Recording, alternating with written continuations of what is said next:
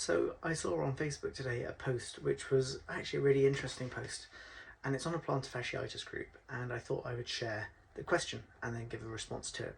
So the question is, and forgive me, I'm just reading it off the iPad: has anyone's foot pain changed from a bruised to a burning sensation?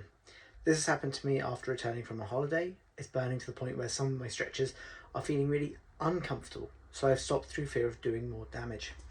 This is actually a really common thing, and it's where basically you have a symptom which is bruising of the heel probably, and that's kind of that sensation comes from the plantar fasciitis, and then you then develop something that goes alongside of it.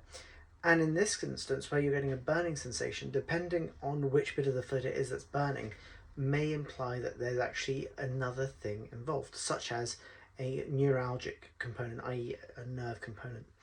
So if you're getting burning along the outer border of the foot, so along the little toe side, you might have a trapped nerve somewhere in the arch of the foot, which basically there's a nerve which comes down from the inside of the ankle bone, and then it runs along the arch of the foot, and then it splits into two parts, supplying the inside and the outside of the foot. So the inside on the big toe side and the outside on the little toe side of the foot.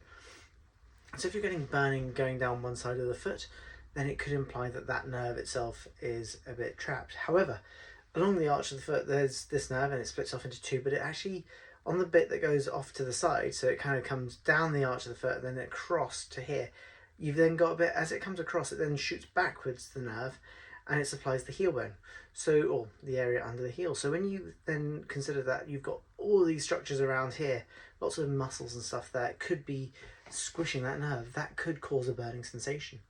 And actually, when people talk about it hurting more when they stretch, quite often there's a nerve or neural component. The reason being that the nerve kind of gets caught by all of the structures surrounding it, all the muscles, and they hold on to it. And then as you're stretching, the nerve isn't moving as smoothly as it could.